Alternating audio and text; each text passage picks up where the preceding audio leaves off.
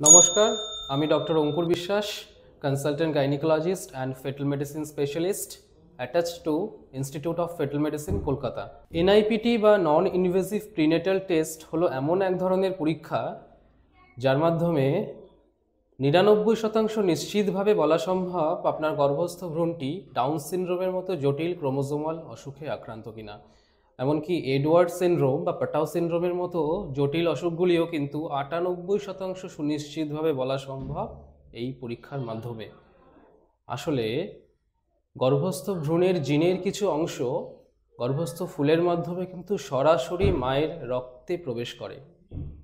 সেক্ষেত্রে মায়ের রক্ত থেকেই কিন্তু গর্ভস্থ ভ্রূণের জিনের এই অংশটি আমরা পরীক্ষা করে নিতে পারি খুব সহজেই। তার জন্য কিন্তু গর্ভস্থ ভ্রূণের শরীরেও কোথাও কাটাছেঁড়া করে কিংবা গর্ভস্থ ভ্রূণের শরীর অবধি পৌঁছে সেখান থেকে কোনো টিস্যু বা অন্য কোনো কলা সংগ্রহ করার প্রয়োজনীয়তা কিন্তু এখানে নেই। সেই জন্যই একে বলা হয় এনআইপিটি, অর্থাৎ নন ইনভেসিভ প্রিনেটাল টেস্টিং, যেটা ইনভেসিভ নয়।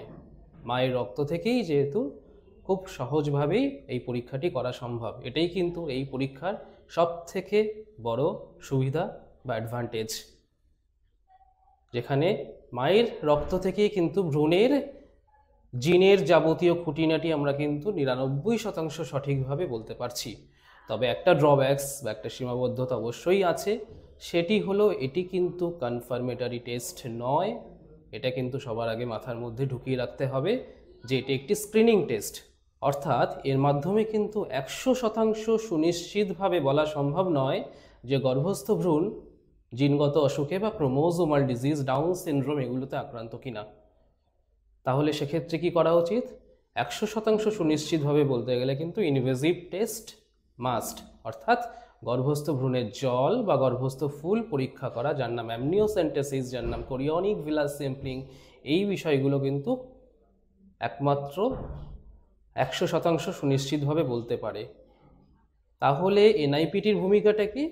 এনআইপিটি রিপোর্ট যদি হাই রিস্ক আসে তাহলে একমাত্র সেক্ষেত্রেই আমরা ইনভেসিভ টেস্টের দিকে যাব, নচেত নয়। তাহলে প্রাথমিকভাবে একটি রুটিন জিনগত পরীক্ষা হিসেবে এনআইপিটি বা নন ইনভেসিভ প্রিনেটাল টেস্টিংয়ের ভূমিকা কিন্তু অপরিহার্য। নমস্কার।